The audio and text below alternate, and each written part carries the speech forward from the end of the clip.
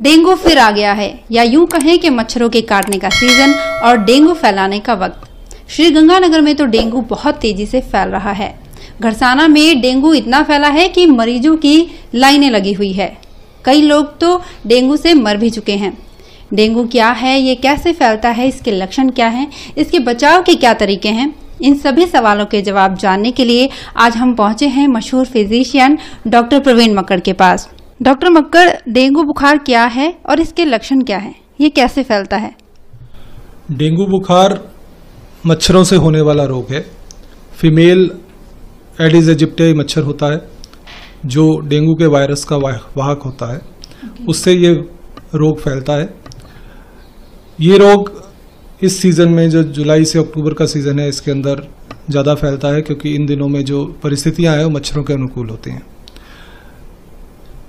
मादा जो एडिस एजिप्टियाई मच्छर है वो एक डेंगू के मरीज से वायरस को लेकर के, जो स्वस्थ व्यक्ति है उसके अंदर वो वायरस डालता है और इस तरह से रोग एक से दूसरे को फैलता चलता है। अच्छा, तो डेंगू बोलते मतलब कई टाइप्स के होते हैं, तो कितने टाइप्स के होते हैं डेंगू? डेंगू फीवर 3 तरह का होता है। क्लासिकल डेंगू या साधारण डेंगू जो सामान्यतः देखने को मिलता है। दूसरा होता है डेंगू हेमरेजिक फीवर और तीसरा होता है डेंगू शॉक सिंड्रोम। जो साधारण डेंगू होता है या क्लासिकल डेंगू होता है वो ज़्यादातर पेशेंट्स जो इस सीज़न में देखने को मिलते हैं, आप और हम देखते हैं घरों में भी डेंगू हो जाता है, वो उस तरह के केसेस होते हैं और करीबन 95% केसेस इसी श्रेणी में आते हैं। जो 2 अन्य प्रकार का फीवर है, डेंगू हेमरेजिक फीवर DHF या DSS डेंगू शॉक सिंड्रोम, ये सीरियस डेंगू माना जाता है।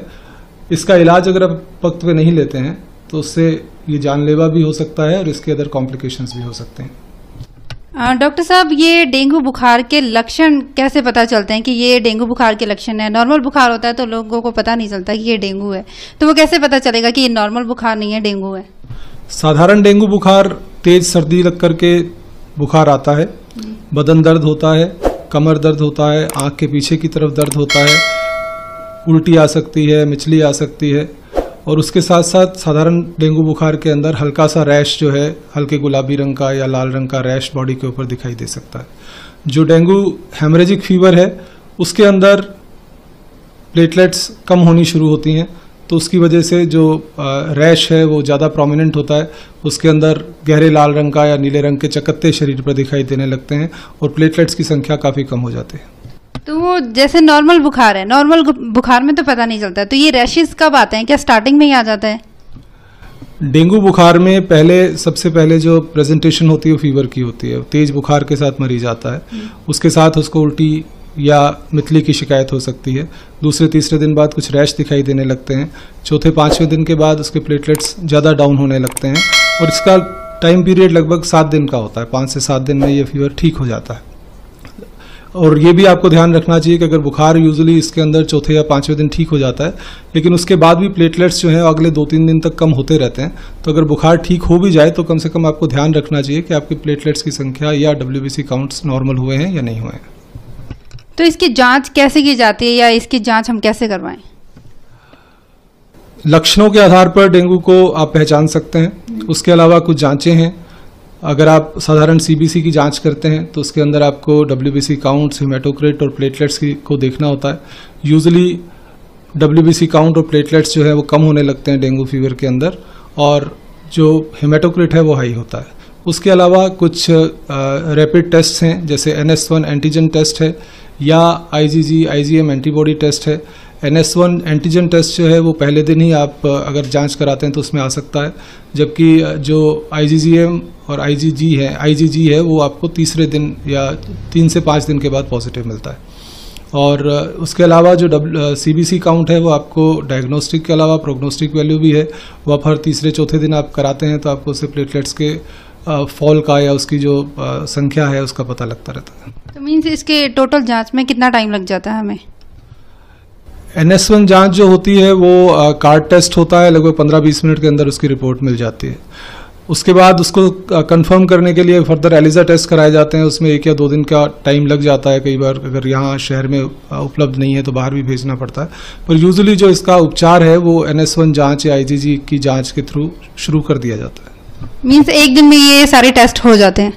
हाँ जी, एक दिन में सब कुछ हो जाता है। सर, ये प्लेटलेट्स का क्या रोल है? डेंगू फीवर के अंदर प्लेटलेट्स की संख्या धीरे धीरे कम होती है। पहले 3-4 दिन फीवर आता है, उसके बाद प्लेटलेट्स की संख्या कम होने लगती है। एक आम आदमी के अंदर लगभग 1.5 से 2 लाख प्लेटलेट्स होते हैं सामान्यतः। जब इनकी संख्या 20,000 से अगर कम हो जाती है तो मरीज को भर्ती की ज़रूरत पड़ती है, उसको प्लेटलेट्स चढ़ाने की भी ज़रूरत पड़ सकती है। लेकिन हर डेंगू के बुखार को प्लेटलेट्स चढ़ाने की आवश्यकता नहीं पड़ती है। इसलिए ये मिथ जो है कि हर डेंगू के बुखार को प्लेटलेट्स की ज़रूरत पड़ेगी और उसको चढ़ा देना चाहिए, ऐसा नहीं है। बहुत कम मरीजों को प्लेटलेट्स की ज़रूरत पड़ती है, वो भी जब 20,000 या उससे कम संख्या हो जाए या कोई ब्लीडिंग वगैरह शुरू हो जाए तब ऐसी ज़रूरत पड़ती है।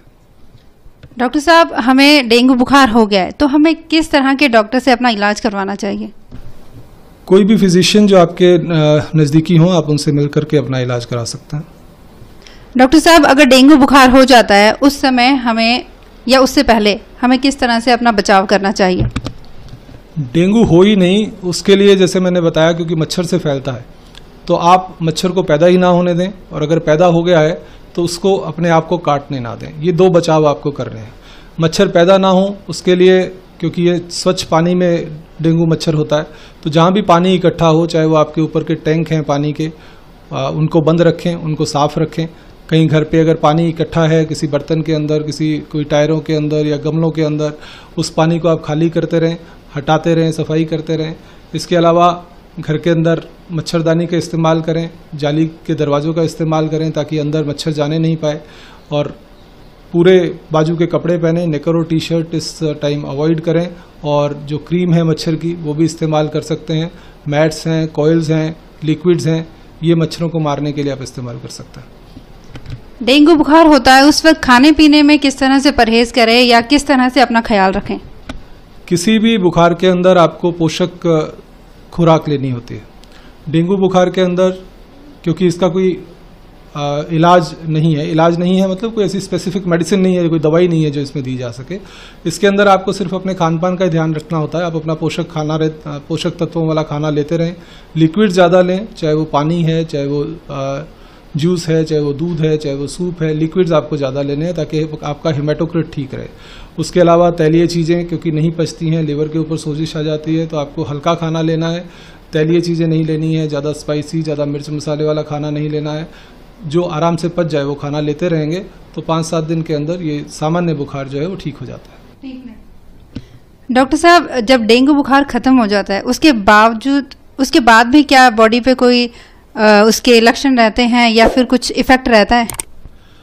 डेंगू वायरल बुखार खत्म होने के बाद यूजुअली कोई ऐसे रेमिनेंट नहीं छोड़ता है, ऐसी कोई पीछे चीज़ नहीं छोड़ता है जो आपको यादगार के तौर पे रहे। लेकिन हाँ, कुछ कमजोरी जो है बुखार की वजह से जैसे रहती है उसी तरह से रहती है। पर जैसे दूसरे बुखार हैं, चिकनगुनिया या इस तरह के बुखार हैं जिसके अंदर आपको आर्थराल्जियाज या जॉइंट पेन्स बाद में रह जाते हैं, वैसा डेंगू में नहीं होता है। थैंक यू डॉक्टर साहब, आपने हमारे दर्शकों को इतनी अच्छी जानकारी दी, क्योंकि डेंगू फीवर इन दिनों बहुत ज़्यादा फैल रहा है, तो इसे बचाव और इसके लक्षण इन सभी के बारे में आपने हमें जानकारी दी। Thank you so much. Thank you very much. अगर आपको ये हमारी जानकारी अच्छी लगी तो इसे लाइक, शेयर और कमेंट करना ना भूलें।